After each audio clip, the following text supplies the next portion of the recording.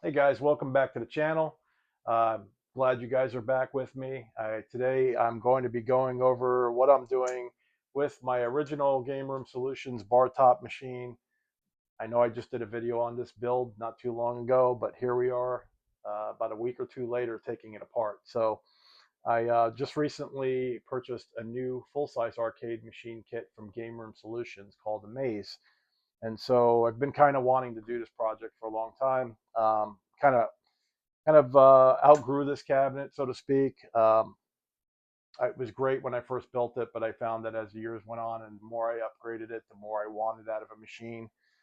This is entirely too small for two people to play at the same time, so that's been kind of a sore subject with me in this machine. It's great for somebody who's wanting a single player machine, doesn't intend on using it with anybody else, or doesn't intend on putting a trackball or spinner or anything else that would make this a much better machine to play. So what I'm going to do is I'm going to put this back to the way it was when I first built it. I've got all the original parts that I've taken out and upgraded throughout the years, like the joysticks, speakers, amplification system, USB extenders, a whole bunch of stuff that's coming out of here now, including the computer.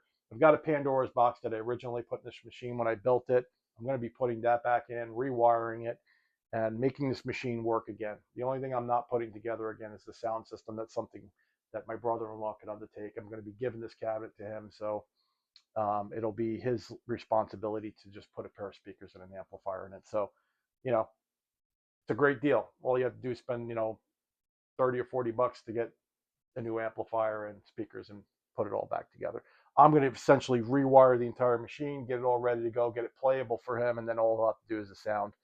So as you can see, I've started the teardown process. I've got the controllers out of it.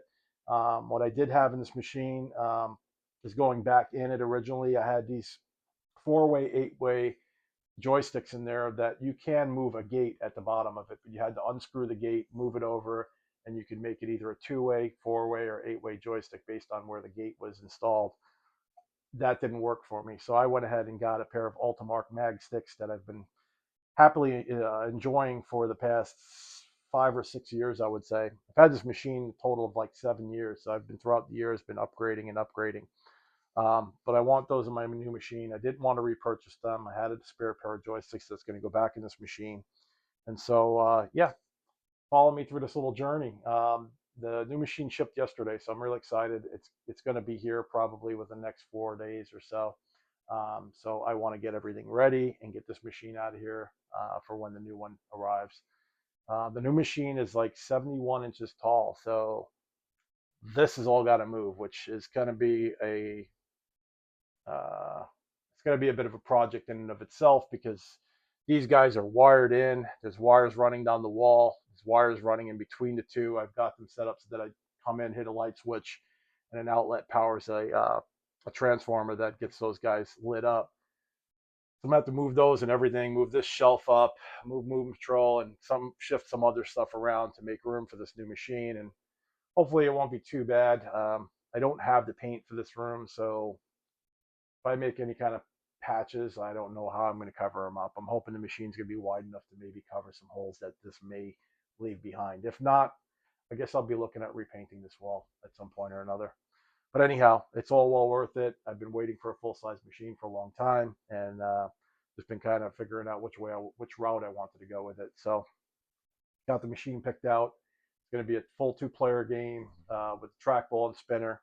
So it'll play all the arcades that are available through my computer. And eventually I'll probably do a little upgrading on that machine as well. Probably add a pair of Sinden light guns at some point or another. But there's very little else I probably want to do to that machine. Machine is going to be styled after a Centipede arcade machine. The body style is pretty much that of a Centipede machine, only wider. The machine is going to be housing a 32-inch LCD. The machine itself is about a 32-inch wide machine, so it's a little wider than the Centipede machine, but it's going to have Centipede artwork on it, and it's going to be dressed up like a Centipede machine. That's the cabinet I've kind of lusted after for a long time. I've seen a bunch of used ones come up, and I just can't bring myself to take a vintage arcade machine and tear it apart and make something else out of it.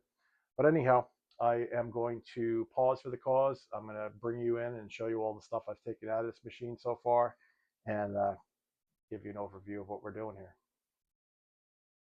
All right, so here's the current state of affairs with this machine. It looks like a bit of a mess. I've got the joysticks removed, and I've got all of the wires removed because this did have an iPac encoder in it. I'm going to be replacing that with a Pandora's box. Pandora's box is a JAMA harness on it, and so all these wires for the switches and stuff will all wire into the JAMA harness. So there's not going to be any need for an encoder in here anymore.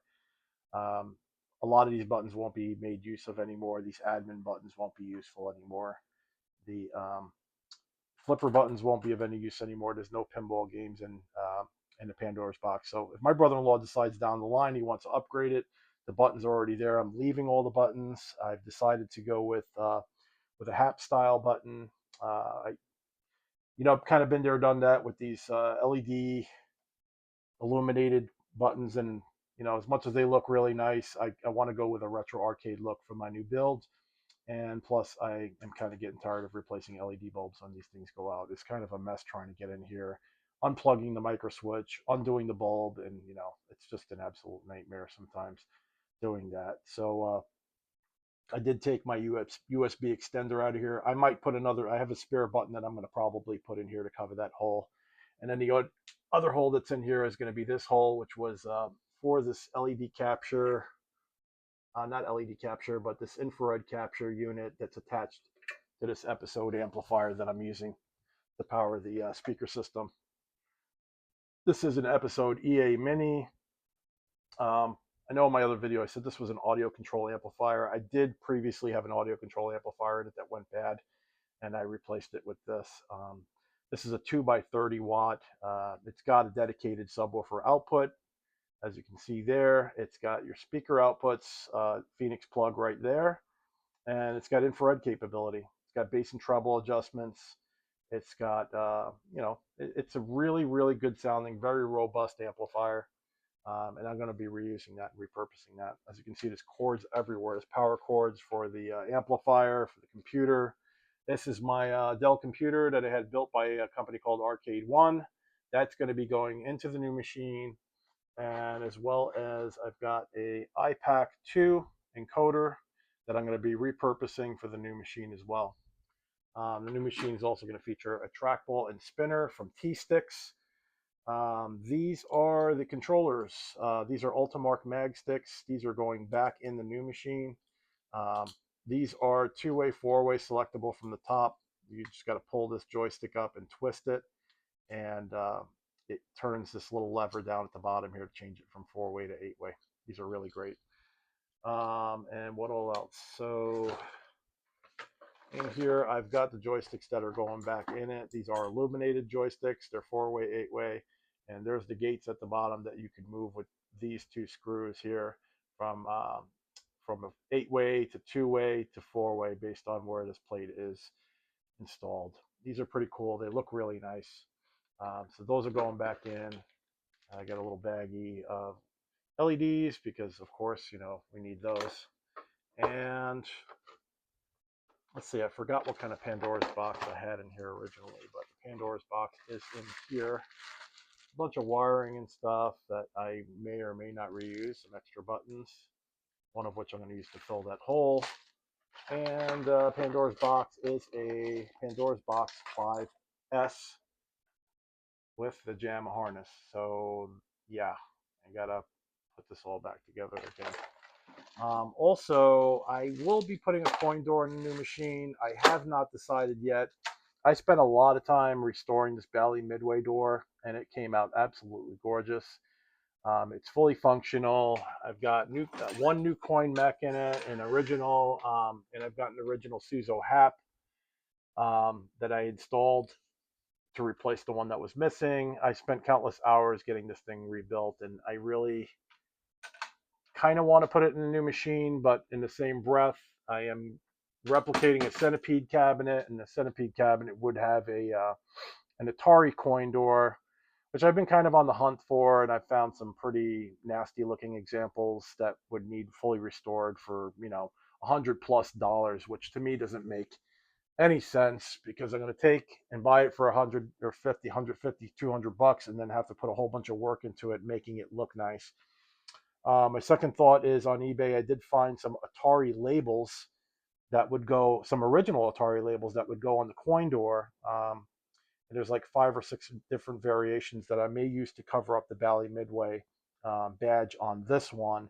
And then just kind of use this one over, and no one knows better except for you guys and me. Everybody who comes over the house is not going to be like, hey, that's a Bally Midway door with an Atari sticker on it. I'll probably be the only one in my circle of friends that would know that. But anyhow, these are the speakers. I am getting ready to take these out now too. As you can see up in here, I'm going to leave the wiring in place. I'm going to leave this handy dandy little LED strip that I built for this machine in the machine. I'm going to get a under cabinet LED pigtailed uh, light. I think I'm going to get an 18-inch light to put in the marquee of the new one. Although this one does the color shift and all that, I'm kind of outgrowing that too. I just want a amberish, whitish light at the marquee, and I'm not gonna go crazy. I don't think I'm gonna go crazy, at least doing LEDs all over the machine. I've got some really cool LEDs in the room already, kind of creating the arcade feel in this room. So I really don't need the machine lighting up like a discotheque either. I've kind of been there, done that with this machine. Um, and so, yeah, I don't know. My brother-in-law is the one who gave me this coin door. He said he may have another 1 or 2 coin doors kicking around. He restored a lot of Miss Pac-Man and Pac-Man Namco machines, and so he says he thinks he might have another one. And I'll be happy to restore it for him, or he can restore it himself and cover this big gaping hole in the pedestal, or he can figure out something else to make this thing whole again. But yeah, I feel bad ripping it all apart. But to be honest, I'm on a budget, and I really need to make use of as much stuff as I possibly can from this machine, because I don't want to rebuild and rebuy everything over again. That's the whole reason why I just kind of bought a cabinet kit, and I've already got all the components that are going to go back into that new machine. So anyhow, this will do it for my video today. Keep an eye out for my next video, because I will probably be building my full size arcade machine in the next one. So with all that said, you guys have a great one, and I'll see you on the next one.